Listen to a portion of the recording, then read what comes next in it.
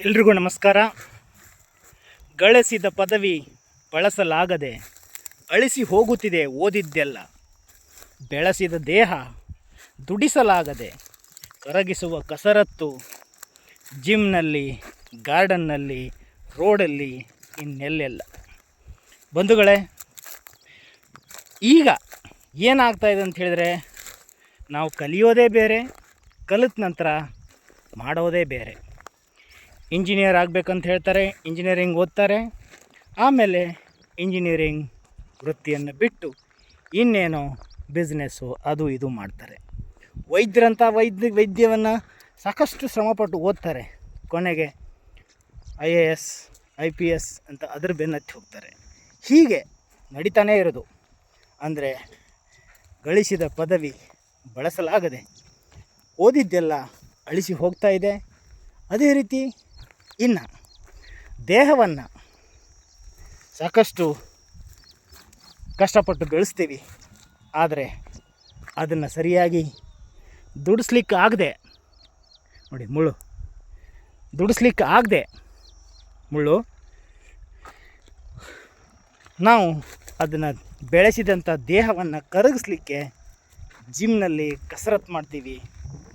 ಇನ್ನು software engineers ಅಂತ ಬಂದರೆ ವೀಕೆಂಡಲ್ಲಿ ದೇಹವನ್ನು ದಂಡಿಸಲಿಕ್ಕೆ ಅಂತ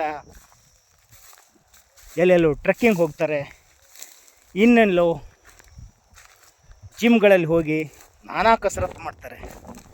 ನಿಜವಾಗಿ ನಿಮ್ಮ ದೇಹವನ್ನು ದಂಡಿಸಬೇಕಾಗಿದ್ದು ಯಾರಿಗೆ ಅವಶ್ಯಕತೆ ಇದೆ ಗೊತ್ತಾ? ನಿಮ್ಮ ದೇಹದ ಶ್ರಮ.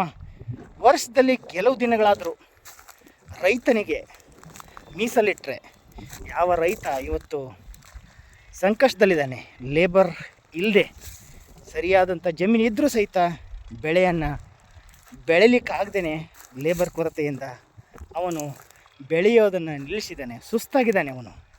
ಬಂಧುಗಳೇ, ಕನಿಷ್ಠ ನಾನು ಹೇಳೋದು, ಈ ರೀತಿ ವೀಕೆಂಡಲ್ಲಿ ಮೋಜು ಮಸ್ತಿಗಂತ ಎಲ್ಲೆಲ್ಲೋ ಹೋಗೋದ್ರ ಬದಲಾಗಿ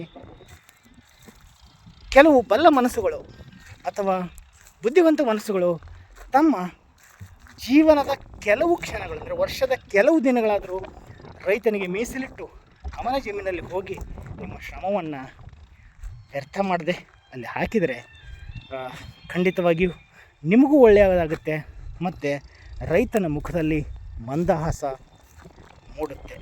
ಬಂಧುಗಳೇ, ನಾನು ಕೇಳ್ಕೊಳ್ಳೋದಿಷ್ಟೇ, ರೈತ ದೇಶದ ಬೆನ್ನೆಲುಬು.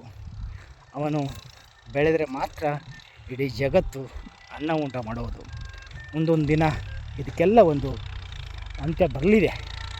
ಅಂದರೆ ರೈತ ಬೆಳೆಯೋದನ್ನು ನಿಲ್ಲಿಸ್ತಾನೆ, ಅವನಿಗೆ ಸರಿಯಾದಂತಹ ಬೆಂಬಲ ಬೆಲೆ ಸಿಗ್ತಾ ಇಲ್ಲ, ಬೆಳೆದ ಬೆಳೆಗೆ ಸರಿಯಾದ ಮಾರುಕಟ್ಟೆ ಇಲ್ಲ, ಮತ್ತು ಪ್ರಕೃತಿಯ ವಿಕೋಪಗಳ ಮಧ್ಯೆ ಅವನ ಹೋರಾಟ, ಇವೆಲ್ಲದರ ನಡುವೆ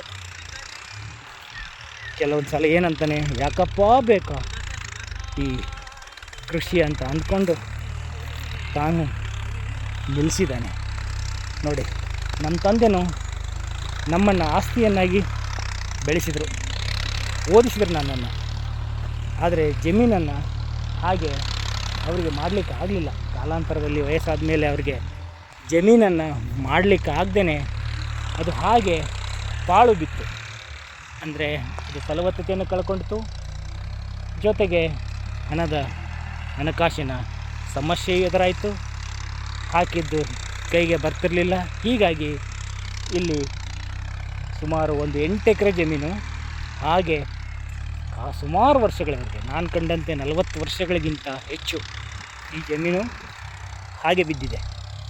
ಇವಾಗ ಕಳೆದ 4 ದಿನಗಳಿಂದ ಇಲ್ಲಿ ಬೆಳೆದಂತಹ ಈ ಥರದ ಬಳ್ಳಾರಿ ಜಾಲಿಯನ್ನು ಸಂಪೂರ್ಣವಾಗಿ, ಮುಂಚೆ ಒಂದು ಸಲ ಕ್ಲೀನ್ ಮಾಡಿದ್ದೆ, ಈಗೊಂದು ಅರ್ಧ ಉಳ್ಕೊಂಡಿತ್ತು. ಆ ಅರ್ಧ ಜಮೀನನ್ನು ಸುಮಾರು 30 ಗಂಟೆಗಳ ಕಾಲ JCB ಮುಖಾಂತರ ಎಲ್ಲ ಬಳ್ಳಾರಿ ಜಾಲಿಯನ್ನು ಕ್ಲೀನ್ ಮಾಡಿದೆ, ಕೇವಲ 3 ದಿನದಲ್ಲಿ. ಆಮೇಲೆ ಇವತ್ತು ಅದೇ ಜಮೀನಿಗೆ ಟ್ರ್ಯಾಕ್ಟರ್ ಮುಖಾಂತರ ಪಲ್ಟಿ ಹೊಡಿತಾ ಇದ್ದೀವಿ. ಸೊ ಬಂಧುಗಳೇ, ಇದು ಮತ್ತೆ ಬೆಳೆಯುತ್ತೋ ಏನು ಗೊತ್ತಲ್ವ. ಈಗ ನೋಡಿದರೆ ಸ್ವಲ್ಪ ಸೈಡ್ ಡ್ರೈನ್ ಆಗಿದೆ, ಹೀಗಾಗಿ ಇದು ಬೆಳಿಬೋದು.